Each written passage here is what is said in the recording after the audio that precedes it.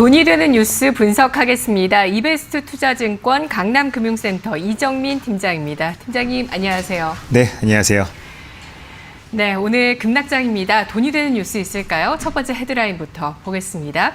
NH투자증권의 전망입니다. 이번 주에 있는 목요일에 있을 2월 금통위에서 금리 인하 가능성에 대한 전망인데요. 2월 금리 인하 혹은 4월 금리 인하설 두 가지가 나오고 있습니다. 금리 인하된다면 우리 증시에 도움이 될까요?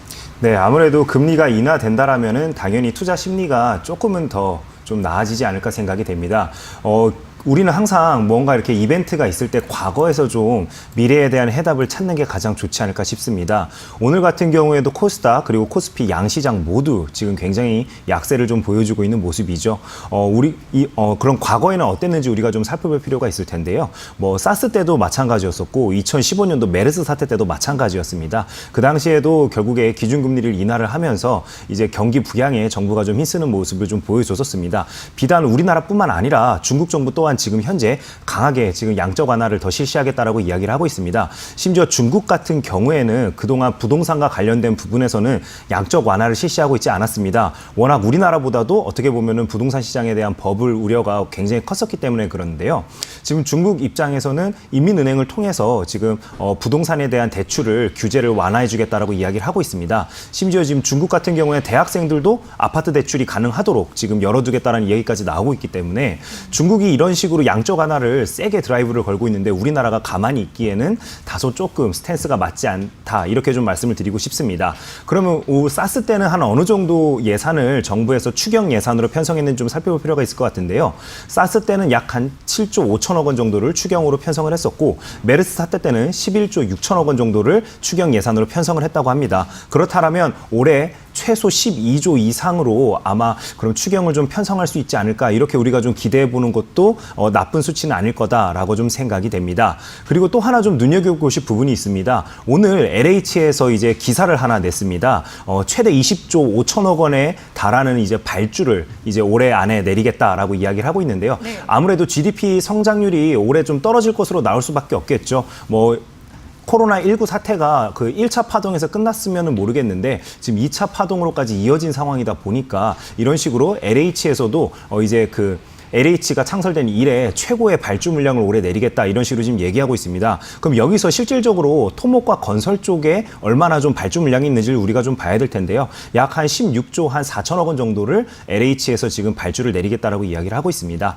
이런 식으로 시중에 돈이 많이 풀리게 될 예정이기 때문에 당연히 주식시장으로도 유동성이 공급될 수밖에 없는 모양새가 좀 된 게 아닐까 싶습니다. 그렇기 때문에 우리 시청자 여러분들께서도 이럴 때일수록 조금 더 차분하게 대응하실 필요가 있다라고 말씀드리겠습니다. 그냥 공포감에 의해서 주식을 매도하게 된다라면은 아무래도 최저점에서 좀 매도하는 결과로 기결될 가능성이 높다라고 좀 생각이 됩니다. 네. 그리고 개별 종목을 좀 고르기 힘들어하시는 분들이시라면은 저는 이럴 때 ETF 상품들 특히나 지수와 연동돼 있는 ETF 상품들을 좀 매매하는 게 월등히 내 예수금을 안전하게 지키면서 수익을 좀 올릴 수 있다라고 좀 말씀을 드리겠습니다.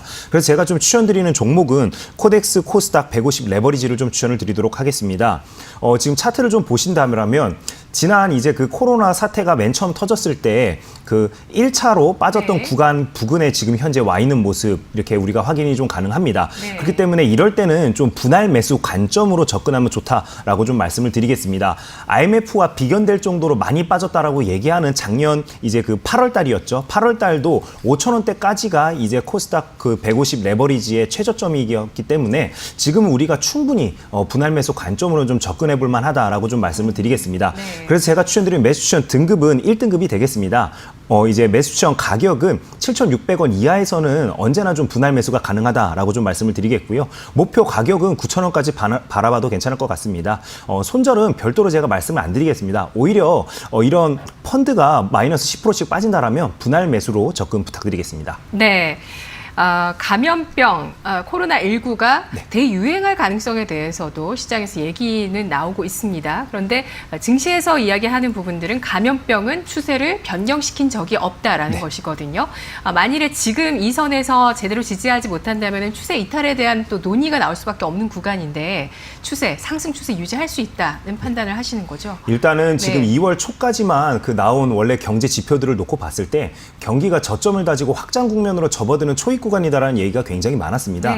그리고 어쨌든 결국에 미국 경기가 꺾였냐 안 꺾였느냐도 우리는 좀 살펴볼 필요가 있을 것 같은데요. 일단은 글로벌 유동성 자금들이 여전히 풍부하고 그다음에 경기도 미국 쪽에서는 여전히 좀 좋게 나오고 있는 상황에서 국내 시장만 이런 식으로 선반영해서 많이 빠졌기 때문에 저는 여전히 좀 앞으로는 좀 턴어라운드가 가능하다라고 좀 말씀드리겠습니다. 네, 코덱스 코스닥 150 레버리지 등급과 가격 다시 한번 설정해 주시죠. 네, 제가 추천드린 매수 추천 등급은 1등급으로 좀 말씀을 드리겠고요.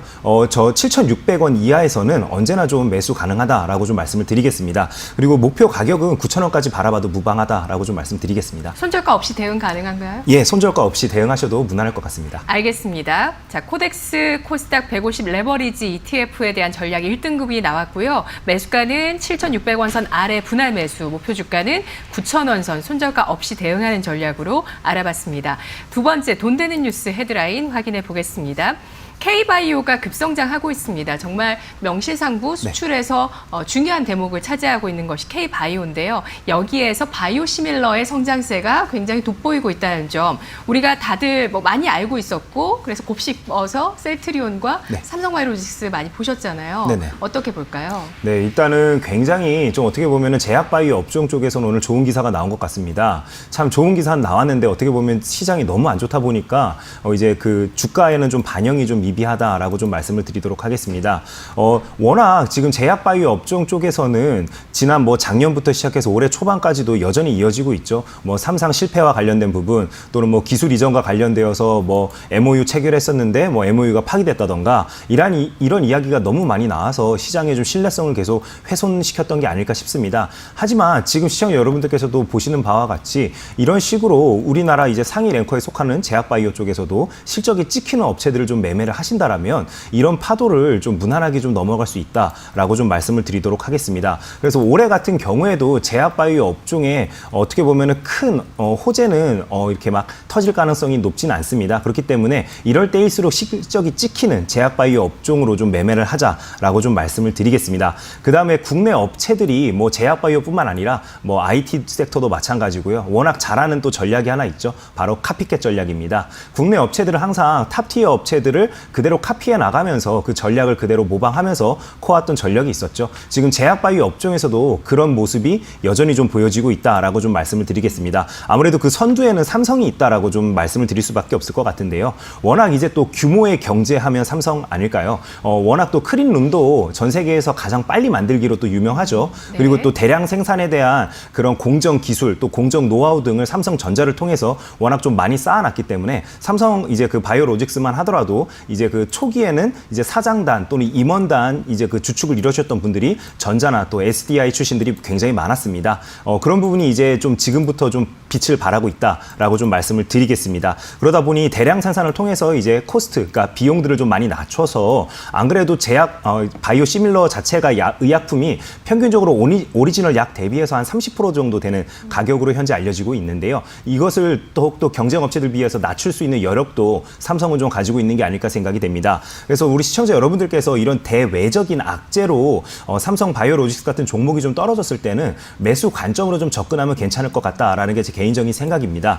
하지만 워낙 그 등락폭 자체가 오늘은 좀 물론 크긴 하지만요. 평상시에 이렇게 크진 않습니다. 그렇기 때문에 중장기적인 매수 관점으로 접근하시는 게 옳은 방법이다라고 좀 말씀을 드리도록 하겠습니다. 그래서 제가 추천드리는 매수 추천 등급은 2등급이 되겠습니다. 매수 가격은 46만 5천 원 부근에서는 언제든 좀 매수 가능하지 않을까 생각이 되고요. 목표 가격은 54만 원까지 좀 바라보도록 하겠습니다. 손절 가격은 44만 원을 이탈하게 된다면 손절로 대응 부탁드립니다. 네, 삼성바이오로직스 신고가 경신한 이후에 8거래일 연속 음봉을 기록하면서 포물선을 그리면서 하락하고 있는데요. 이 구간에서 46만 5천 원의 매수가가 설정됐습니다. 목표 주가는 54만 원, 손절가 44만 원 확인해봤습니다. 자, 마지막으로 오늘 세 번째 돈 되는 뉴스 헤드라인입니다. 금값과 달러화의 움직임이 심상치 않다는 뉴스인데요. 자, 이렇게 심상치 않다는 뉴스가 나올 때 관련한 자산을 샀을 때 수익률이 좋을 수 있을지 어떤 전략 필요할까요? 일단은 뭐 이런 식으로 대외적인 변수로 인해서 이제 금과 같은 안전자산들이 꿈틀거릴 때 단기적인 트레이딩, 그러니까 소위 얘기하지 단타라고 하죠. 예, 단타가 가능하신 분들은 아무래도 좀 접근하셔도 굉장히 좀 괜찮은 수익을 올릴 수 있다라고 좀 말씀을 드리겠습니다.